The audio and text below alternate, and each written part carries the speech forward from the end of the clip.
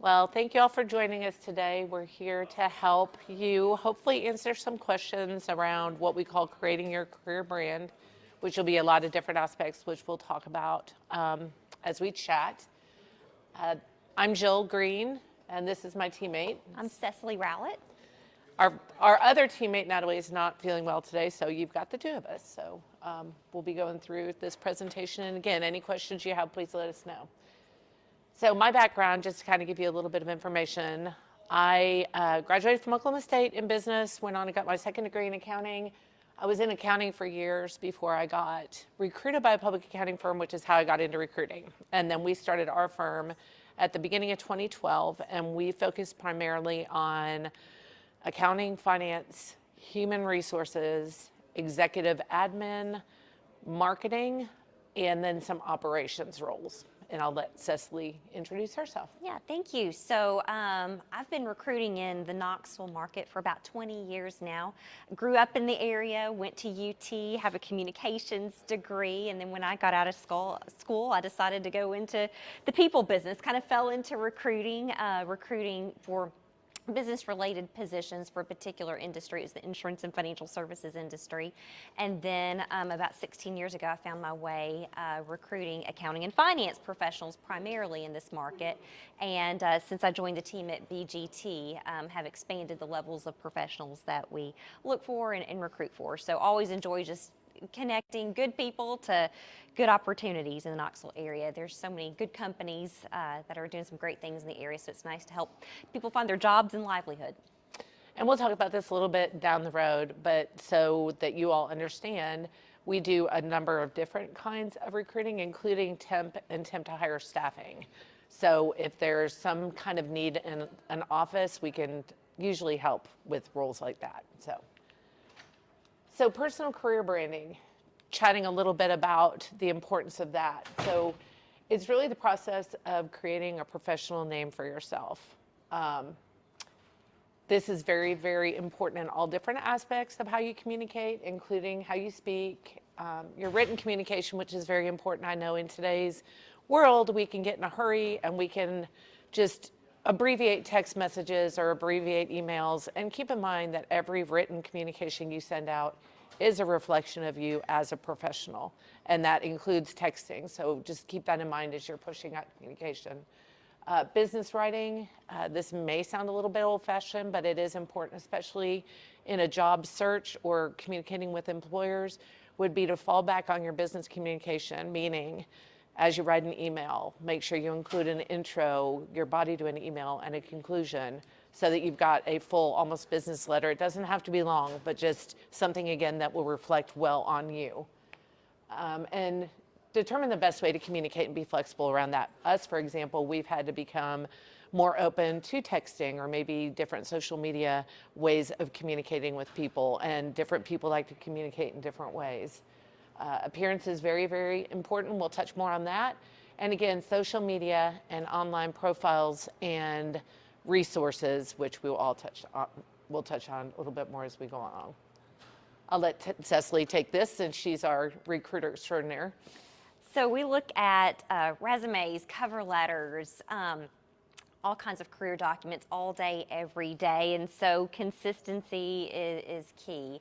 Having a well-written resume is very important. When you're writing your resume, you want to go into it with a purpose. What kind of opportunity are you looking for? So you can highlight those skill sets, highlight your educational background as well, because it is going to be very relevant to those opportunities that you're hopefully applying for. So with resumes, kind of keep it to your accomplishments, maybe internship accomplishments, responsibilities are going to be key as well. And just make sure it's very concise. Have people proofread it for you. Cover letters, you can take more of a personal approach on cover letter, maybe fill in some of the gaps of some things that you aren't able to put in your resume. You can always cover that on the cover letter.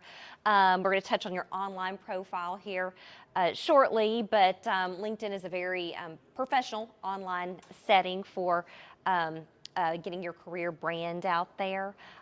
Needs to be consistent. Social media, again, we're going to talk about that in a moment, but since this is a presentation about career branding yourself as a professional, definitely have to be aware of that in social media, and we're going to talk more about that momentarily. You probably Google people who you don't know. Employers are probably going to, they want to have a good team. So, I mean, Google yourself and just see what your Google profile looks like. So check that periodically. And then, of course, your elevator speech again. It's important to know what you're looking for, so you can keep that elevator speech very concise. And personal appearance is important too. Know the brand of an organization that you're hopefully targeting to work with, so you can emulate that brand in your personal appearance. Always keeping it neat, clean. And then we're going to talk about interview tips as well. Again, just brief, concise, and answering questions appropriately. So your online profile, this is very important. And if you don't have a LinkedIn yet, we strongly suggest you set one up and add to that. And LinkedIn has a very good way of leading you through that and letting you know how complete your profile is. So you'll want to make sure that that profile is complete, that people can contact you through that and start building out some of that network on LinkedIn. But all the way across, and we see this a lot, we can tell you stories all day long about the profile pictures that we see and things like that. You want to be memorable in a good way, not in a bad way. So on a LinkedIn profile, even if it's somebody taking a picture of you up against a blank wall, wearing something professional, very important. Not like a couple's picture or a picture of you with your dog, things like that. But what you're projecting out there is what your future employer is going to be seeing first and foremost. So especially on LinkedIn, think about that.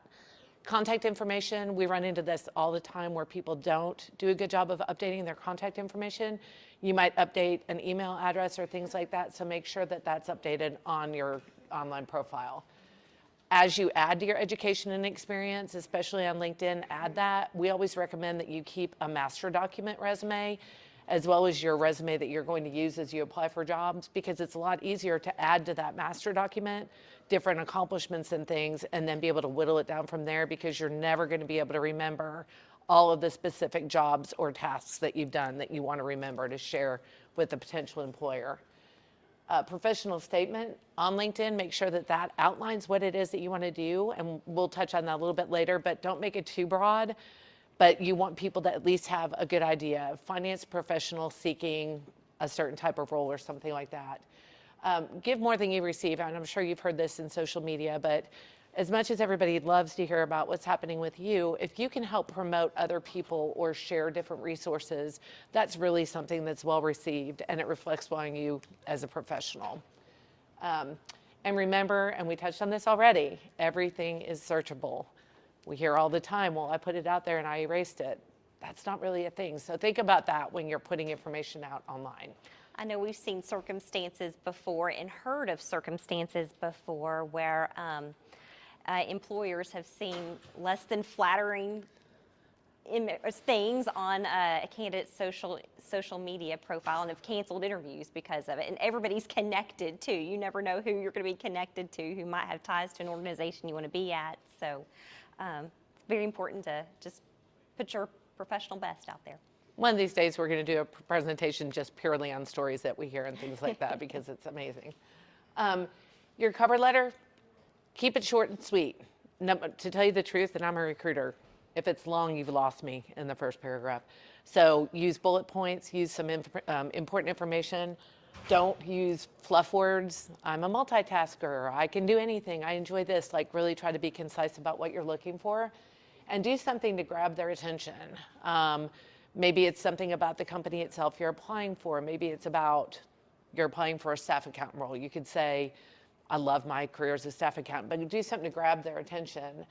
And do what you can. There's really no reason now with social media not to find some kind of a contact to write a letter to, whether it be online, trying to Google somebody,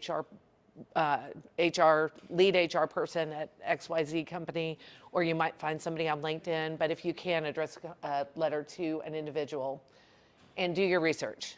Show that you know your company and some trends about the industry, and or have some good educated questions to ask somebody. Your cover letter, and Cecilee touched on this, is a great place to convey information that's not appropriate to sharing a resume, which might be I'm moving to Knoxville due to family, or I didn't work for a couple of years as I was home caring for my children, or things. Those things are okay to have, but you're going to have employers ask questions. So I'm not saying always to share it there, but if there is pertinent information that you might need to share, cover letter might be a better place than in a resume. Notable accomplishments, and this is important on your resume and as well as on your cover letter, is find things that are quantifiable. I saved X number of dollars for the company, or I had best attendance. Things like that are important, especially right now within a company, and make sure you highlight that. And then always, and it's so interesting to us how few people really leave with a call to action. If you're applying for a job, in that last paragraph, say, what can I expect next steps to be? Or I will follow up with you a week from today, and then do it. Anything else you could think of on cover letter, Seth? You mentioned notable accomplishments and thinking about specific metrics that you can tie your accomplishments to. I know that whenever you're forming a resume or a cover letter, it can be very overwhelming. So I always recommend when you are, before going into writing it, make a list of responsibilities and make a list of your accomplishments too. And when you sit down and write it like that, sometimes you have done more than you think and you've accomplished more than you think as well. So you'll be able to go into that resume cover letter writing stage equipped with this list of what you want it to look like. That's a great point. So resume, and this is something very important, don't get stuck in that this is a resume I've used always. Sometimes you have to go and you have to rewrite that and adapt that. We're always looking for a very clear, and clean format. Don't use text boxes. So a lot of times if you're applying for a job through a certain HR system, if you're using text boxes or too much flowery stationery or things like that, it's going to get lost in that system. For us, we blind resumes, which means we take off all the personal information before we send it to a client. And I can't tell you how many times, the amount of time that we've had to spend trying to work with the text boxes or asking a candidate just to totally rewrite their resume. We don't like having to rewrite resumes. No. Also, just to add on that as well, I know sometimes what I see a lot, and you probably do too, Jill, sometimes people will send me resumes and they've just kind of copied and pasted it from their LinkedIn form. And it just doesn't look like a lot of time or care. And I think you really sell yourself short if you're copying and pasting it from another social media profile or something like that. So. And to piggyback on that too, I would also caution you to not just lean on LinkedIn. Sometimes we'll have somebody reach out on LinkedIn and we encourage them to reach out to us directly. And then they send us their LinkedIn link. Well, that's not helping us. So kind of move on to the next step and help us, because we as recruiters are the first line of getting you to a client. And if we don't see a progression in that relationship with us, we may or may not be able to represent you going forward. You want to make it easy for somebody to want to help you find a job. Yes, very. Also on resumes, we always say utilize your white space, so work with those margins. So you can have, we see people with a 3-page resume that could be a page and a half or 2 pages, just based on formatting and things like that. Keep it strictly business focused. And we touch on this a little bit here with uniqueness. You want your resume to stand out, but your resume is not necessarily the place to share with everybody that you love to camp and snow ski.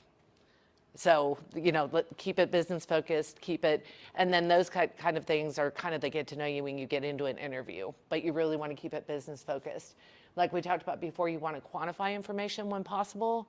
So use examples, amounts of money you've saved, things like that, time that you've saved. We feel it's very important to craft some type of an objective statement, again, to help direct the hiring manager to what you want to do. And this can be customized too if you're applying for a different job. Again, like Cecilee said, that shows the extra care you're going to take to present yourself to a different client. No pictures, please. We do see folks come over from Europe and things like that, and over there they have different HR laws. But LinkedIn, obviously a picture is fine, but when you send a resume or CV in, not a picture there, because that's going to you could run into problems with HR. And then keywords are very important. We put this ATS and HRIS systems, which are the HR systems. So if you apply to a big company, I'll use Discovery Warner Brothers, for example, every resume is going to come through their system and pick out keywords. And if those keywords aren't on your resume, you could get pushed out of the system. So if you're applying for a job that has Excel as a qualification, probably needs to be reflected on your resume somewhere. So do you want to touch on resume? You get to Sure. see these every day. All day. Yes, yes. So again, writing your resume, my biggest tip, again, make your list of accomplishments, make your list of responsibilities that you've done in internships or any other previous position, but know your market, know the type of opportunity that you're putting yourself out there for, and you really need to have some idea of what that's going to be. So you can add those targeted keywords, tailor the objective statement toward the opportunity. Again, those are going to be the resumes that are going to get first priority too, if the objective statement has something to do with what a busy recruiter is looking for in a particular job, or what a busy hiring manager is looking for. That's going to get their attention. And know your product. Again, you're making the list of accomplishments, your strengths, and highlighting that on your resume. And there's so many good examples when it comes to assembling your resume. There's so many good examples. We provide examples of formats that we like to see and how you should format your resume. So your name, your target position, career highlights, that could be internship experience, any type of role that you've had while going to school, any positions that you've had prior to going to school as well.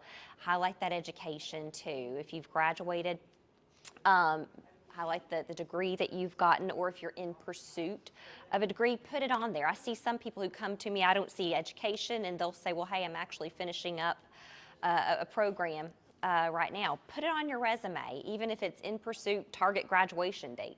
Put that on there as well.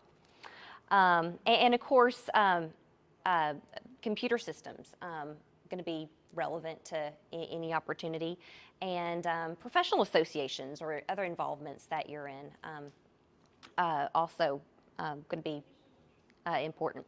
And then we went back to where we were talking earlier, have a friend or a professor or another professional, somebody that you trust, to go over that resume with a fine-tooth comb. What you'll find is when you're writing a resume, sometimes you can really get lost in it. You can go over it 1,000 times and you might overlook some simple things. And it breaks my heart sometimes when I see resumes that are great format, great care. You could tell that the effort went there, and there'll be a typo, just a simple typo.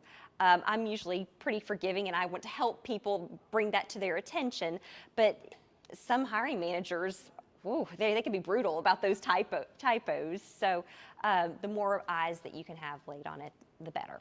One of our favorite examples is manager, and it won't catch manger. Mm-hmm. So it's things like that you would overlook over and over and over again. And the other thing too is, and this does not make me probably a very popular person, but I'm going to say it anyhow, is I don't really encourage people to pay for a resume, because resumes can largely be opinion-based. If the pertinent information is being used there, you're utilizing your white margin, all that kind of thing, you're probably in good shape. Ask somebody, maybe a professional, for their perspective on it, or some changes, moving education up to the top, things like that. But to pay for a resume, you could take a resume from one resume service to another and probably get a totally different opinion. So I just would caution folks on that. If you're working with a recruiter, that's part of what we do, is help with resumes. It's and just part of what whenever we put a particular resume in front of a client, say we've matched you, the job seeker, up to one of our clients, we're going to recommend looking through your bullet points of responsibilities, accomplishments, the ones that are most relevant to the particular job that you're going for. We're going to move those to the top. We're going to ask that you move those to the top as well. Yeah. Going back to this and the just your personal brand and everything, and just remember, with everything, you're the product, and as you further differentiate yourself as you move through your career, that's going to be very, very important. So what Cicely said is a great point. Keep a list. Like I said, keep a master document, a master resume. What are your unique characteristics? I'll give you an example. One thing that from my accounting career, people love to see international experience. And I had some, and that actually got me one of the jobs that I got. So, and not everybody has that, or it might be a certain system you worked in, or it might have been an implementation that you helped with, or things like that. But make sure to note those and be able to define them to the hiring manager or the recruiter. Those are things you really want to highlight. Honesty is always the best policy. We talk about this a lot. Companies are going to background check. Companies are going to run drug screens, and they're going to look at prior work experience. Sometimes things happen. We understand life is life, but honesty is always the best way to go. We have to have some pretty tough conversations with candidates sometimes. It might not even be something very serious on their background. It could be a bankruptcy or something that happened. If we're talking about it openly, we can many times get through that or know the employers that might be okay with that background or that little blip. But if you don't bring that up, it's going to come across as being dishonest down the road. And so talk with people that you trust, or a professional recruiter or a hiring manager, on how to handle that. But that's, I would say, always honesty is the best policy. And knowing that a background screen is likely going to come up, it's good to bring that up on the front end, because people can typically be more forgiving if they know about it on the front end. People don't like to be surprised. No, surprises aren't fun. Just remember all the things that you bring to the table, and one of our favorite questions is, what sets you apart from your peers? And the people that can thoughtfully answer that question, and it could be a work ethic thing, it could be a specific skill set or things like that, but as you move through your career, make note of those things. What makes you different? And remember those. Like Cecilee said, sometimes making that list, you've done more than you think you've done. And then know your goals and objectives, of course, and that ties in with the target market too. Looking for a job in Knoxville is going to look a lot different than looking for a job in Atlanta or New York. So make sure that you know that. And again, that's where social media might come into play even more importantly too, in a smaller market. So Cecilee touched on elevator speech, and to further define what that is, picture you get on an elevator and you have a chance to tell somebody about yourself in the time it goes from the first floor to the fifth floor. That's what we're talking about with an elevator speech. And it doesn't have to be very involved or anything else, but this is going to come in handy as you're doing networking, as you're going to professional events, as you're talking to a recruiter, because we can usually tell in probably the first 15, 30 seconds kind of what we're dealing with, how deep dive we want to get. I'm not saying that we're making a judgment then. I'm saying that's kind of the time that you have to kind of get that hook, make that impression. So if you have an elevator speech that is very specific to what you're looking for, and you can tailor that depending on what the conversation is going to look like, but that's really important. So make it quick. Everybody hates this when I say it, but I'm going to say it. Role play, sometimes even maybe record yourself and watch it back, because you don't want to trip over yourself or have a lot of words or things like that, because then that can be picked up as maybe not professional, or are we getting the straight story here? Cater the statement to your audience or event, and then be prepared for questions you know are going to be coming. Most employers are going to ask, what's your greatest strength? Most employers are going to ask, if you have a weakness, what do you think that is? So think about that, those general answers, before you even get ready to have a conversation. So personal appearance, this is actually, we have so many stories, we could go on about this forever and ever, but it's ever evolving. It's ever evolving, Samantha, our partner who's here with us too, could share many, many, many stories, I'm sure. But perfume and cologne, we always say they can smell you before they see you. We have one story of a delightful young man that came into our office that clearly had just submersed himself in a bottle of Abercrombie cologne before he came in, because literally our office the entire day smelled like this delightful young man. And I will tell you, I don't remember what his background was, what he was wearing or whatever, but I remember the smell of that cologne. That's not necessarily the impression that you want to make. And a lot of people now have a lot of allergies and things like that, so you want to be sensitive to that. Makeup, hair, and accessories. Avoid the very, very heavy makeup. Or I'm wearing these bracelets that are kind of rattly today, but the big earrings, or something that if somebody remembers you, you don't want them to remember you for that particular accessory, right? The hair dye and extreme styles, we run into this once in a while because we have clients, I think of a banking client of ours, for example, that because they're customer facing, they're a little more conservative. And it doesn't mean that there aren't employers that will employ you with, you know, some different individual kind of perspective that you want to put on things. But sometimes that can be a detriment to getting a job as well. Nails, neat manicure, watch the nail length, that kind of thing. But also just that speaks to your personal appearance, those details, right? I was in dealership accounting for years, and it's funny, the salespeople a lot of time would pre-qualify people by their shoes. Because you can tell a lot about how people take care of themselves or whatever. Tattoos and piercings, that's something that we have conversations about all the time right now, not necessarily a detriment, but you do have some companies that are very specific about what they'll allow. They don't want visible tattoos, so think about that, not face or neck tattoos or things like that. I was recently, a couple of years ago, I was at a hotel, very nice hotel in Colorado, and the woman walked up, she had a huge bandage on. I was like, oh, are you okay? And she said, yeah, I just have to cover my tattoo to work here. So just think about those things before you go in for an interview or that kind of thing. And we're always big on, when you go in to have a conversation, dress more conservatively. I would say that people aren't wearing suits as much, that kind of thing, but I would say still go in something that's polished and professional. Ladies, below the knee kind of skirt. Guys, jacket. Yeah, you're drawing attention to your skills and qualifications, and that's what you want to keep the attention focused on.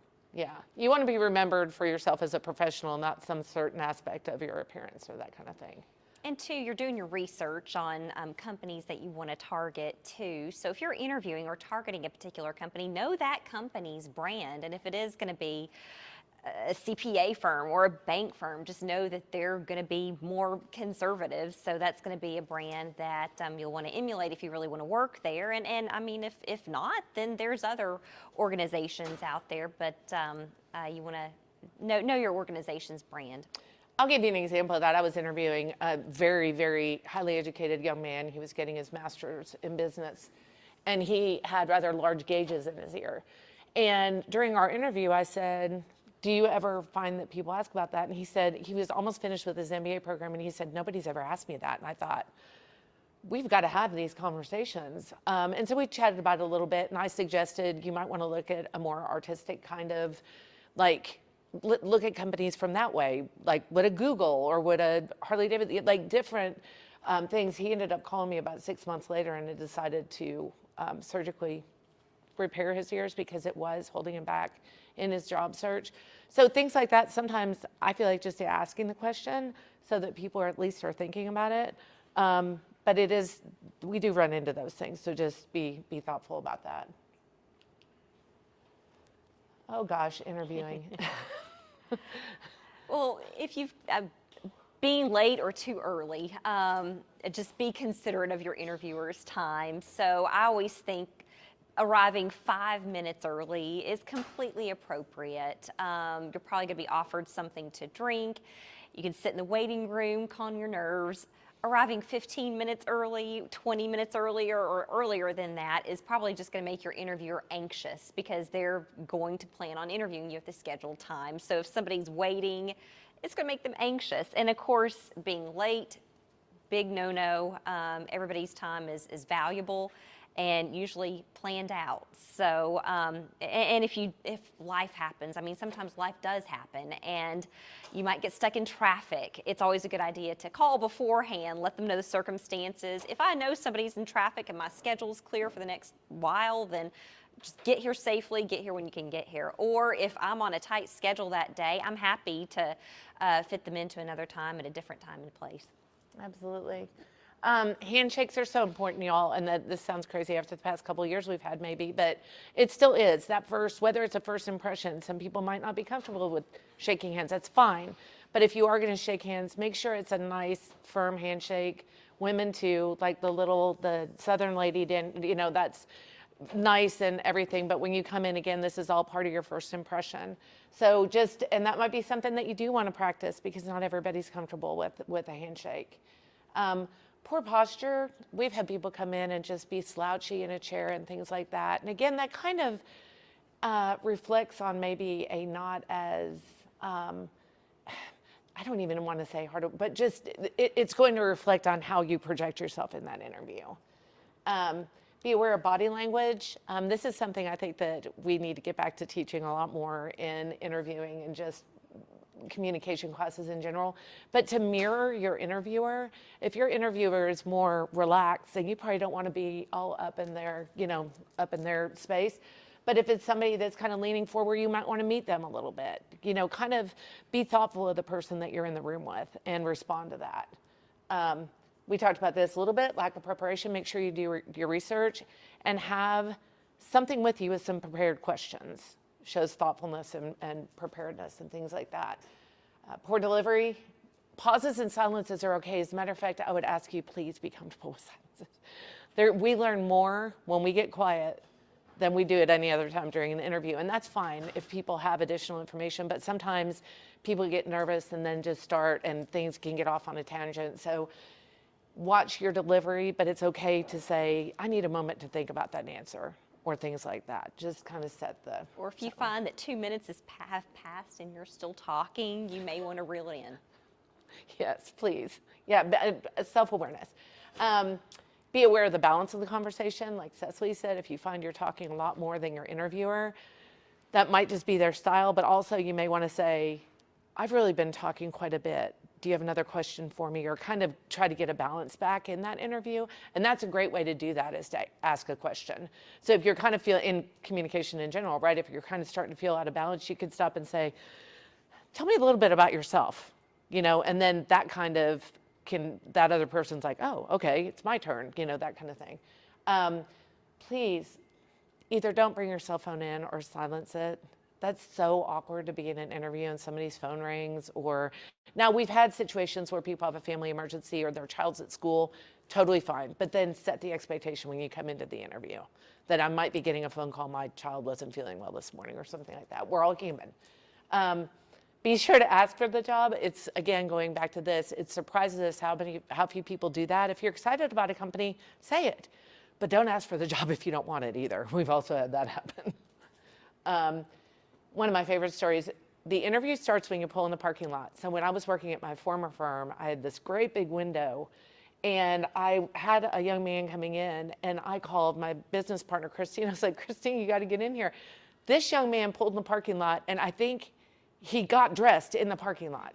Like, and I was like, oh, people, when you pull up, people are watching. When you walk in the door and you have a conversation with that receptionist is going to call us and say, you got a live one here or whatever, But the point Always be nice to the receptionist too. Always be nice to your receptionist. But I will never forget that young man. I was like, oh, if I'm seeing him, everybody else in the building is seeing him. And be sure to follow up. You would not believe how few people send a thank you note. And it doesn't have to be a handwritten note. It can be an email. It can be a text anymore. Again, know your audience. It's one of those little things that you can do that's going to set you apart from so many people too. Just because, as Jill said, very few people take the time to write a short thank you note. We ran a search a couple of years ago. It was for a high-level person. And I still remember to this day because we're very good friends. I got to know him well during the interview. And he would write a thank you note after each meeting, but on this beautiful embossed paper. And it doesn't even have to be like that. But let me tell you, his work product as a leader in this community reflects what he portrayed during that interview process. I mean, he's an amazing person. So remember that. You could be making a really positive impression by doing that little bit of extra effort. So always send a thank you or a text or something. Do you want to chat about networking a little bit? Sure. So like this says, networking specific to your job search needs to be planned and organized. So if you're on campus, that could be finding student groups that maybe finance clubs. There's student chapters of the Institute of Management of Accountants is one that I think of. If you're in communications, there's student chapters of the PRSA. And you'll find that local professionals are very supportive of those organizations too, so that's a good place to start. And then there's online networking that you can do now. LinkedIn is a terrific resource for this. I recommend candidates that I'm working with if we've got an interview set up for them, I want them to review their hiring manager's LinkedIn profile, maybe even find some team members at that organization, connect with them on LinkedIn, send them a message asking them, why do you like to work here?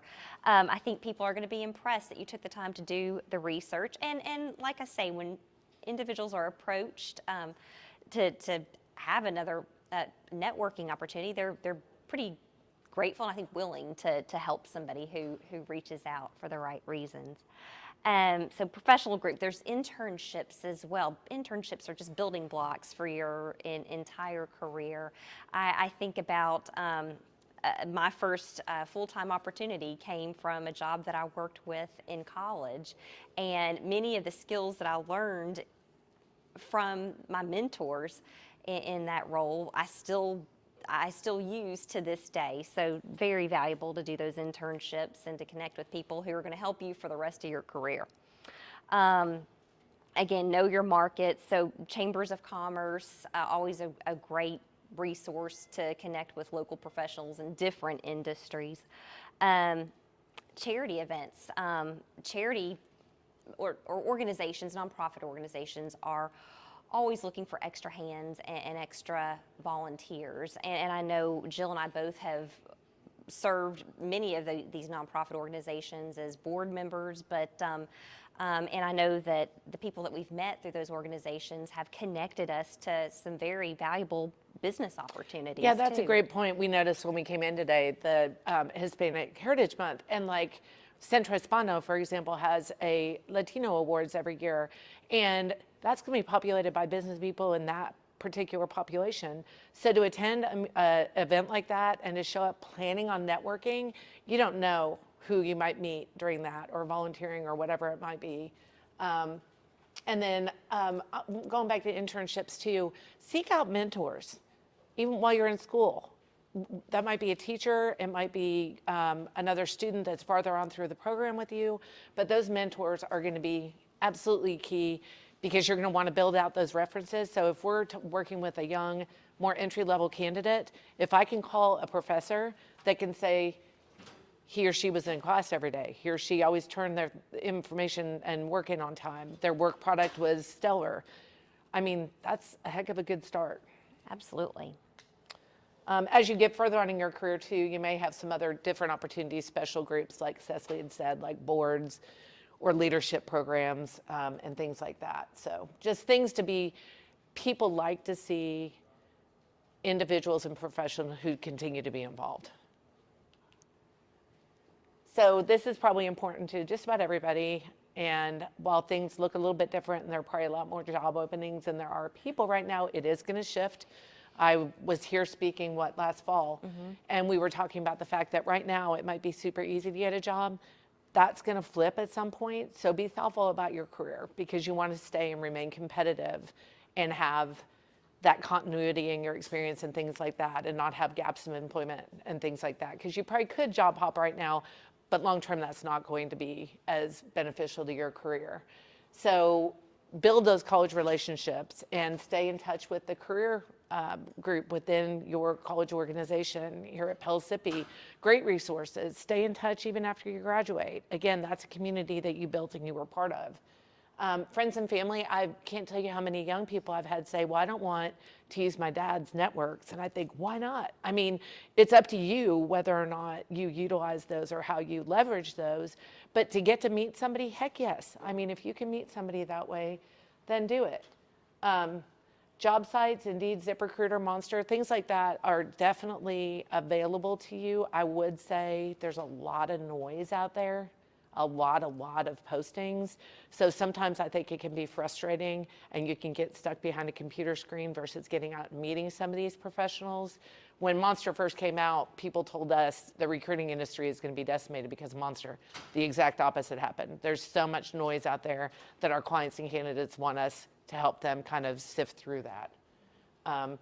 Recruiting relationships, especially when you get into your career and you land where you want to land, build a relationship with a recruiter. We tell people that all the time. I want to get to know you. I'm not going anywhere. I've worked with, since we started since I got into recruiting in 2003, there are multiple people I've placed multiple times over the years. It's a long time. So I have confidence in people that I've watched them grow through their career and things like that. I've met people when they're in school and now they're CEOs. And so to kind of stay in touch with somebody and share your story with somebody is really, really great. Have a specific focus. We chatted about this a little bit. Make sure that you're targeting things. And I had somebody come in last year, Nat and I got a kick out of this, and she said, I just want to be creative. That doesn't really help you. Like, help me understand what you're good at being creative about, and we can go from there. And again, make an impression, differentiate yourself, and always follow up. So just to touch on this a little bit, which will probably be even more helpful as you get on in your career, but from our industry, different types of recruiters. We have staffing recruiters, which can really help you build experiences. You're trying to build on a career or to get some experience. It might be temp or temp to hire, meaning you work a certain period of time before you get hired on permanently. You can get some project work and things like that. That helps you build your references, which can be huge. So that's kind of and that can be a little bit more of a high volume kind of job. Things move quickly in that kind of industry. Corporate recruiters, which is typically your point of contact within companies. So your big companies are going to have probably a whole team of recruiters that you'll be working through. Executive contingent recruiters, which is what we are, which basically means that we charge our clients a fee if we place somebody. And then there's retained recruiters who get paid regardless. They get paid up front. Let's put it that way. Anything else you can think of to touch on there? I think that covers all of it. So that's the information we have for you today. We are, as I mentioned earlier, Knoxville based and East Tennessee focused. So anybody who has a plan to build a career, stay here in Knoxville, even if it isn't a field that we recruit for, we would love to know you, because it just builds out our business community here.